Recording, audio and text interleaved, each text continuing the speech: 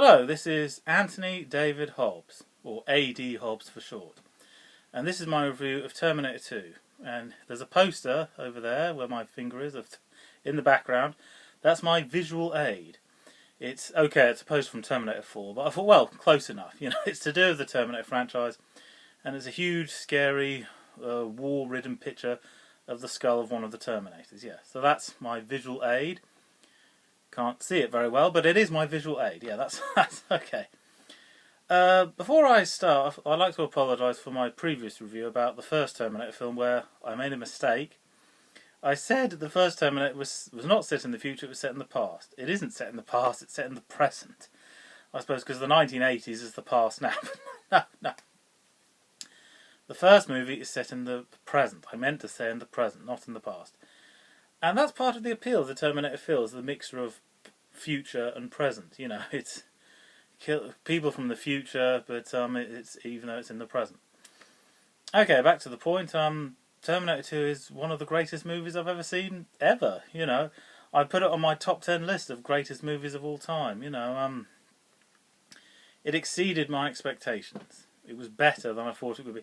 I thought Terminator 2 was going to be almost as good, or half as good as the first one, but I was wrong. It was better than the first one, a lot better.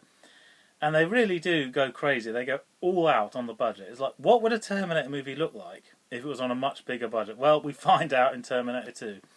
The chase scenes, the stunts, the exploding buildings, just everything. They go all out on the budget. And, well, for a start, Arnold Schwarzenegger was paid $12 million to reprise his role as a Terminator. And $12 million. The first one only cost $7 million to make. So yes, that tells you how much more money we're talking here. And yeah, it is like a big roller coaster ride. It is non-stop excitement throughout. Loads of action sequences, you know, but all relevant to the story. There's no silly action bits for the sake of it. No, it's all relevant to the telling of the story. And it isn't literally non-stop act. No, there are some breaks, you know, a little break from the action to explain the story, you know, what's going on. And the T-1000, I think for me, was one of the most impressive things about the movie, because when I saw Terminator 2, I was a bit of a film buff. You know, I knew, you know, what the most advanced special effects were. I'd never seen anything like it. The special effects for the T-1000 hold up even today. I didn't know we could do visual effects that good. But it was a surprise, definitely, and a welcome one, you know. And it perfectly kept, you know, when the T-101, Arnold Schwarzenegger Terminator, describes there's a more advanced robot than him. But, well, how can that be? We've seen what his kind of robot can do in the first one. How could anything possibly be more advanced than that? And we find out, yes, the T-1000, it's, you know, for me, the T-1000 is a good example of how a sequel can be bigger and better. Yes, yes, this is the ultimate badass robot, yeah, the advanced prototype. He can form, like, knives and spikes. He's liquid metal, so he can morph into any shape, and he can imitate anything he touches, you know, so it's very clever.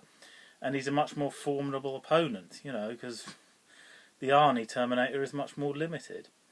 And also, okay, spoiler alert, if you've seen the first Terminator film, you know how the Terminator was killed with like a hydraulic press, a car crushing machine.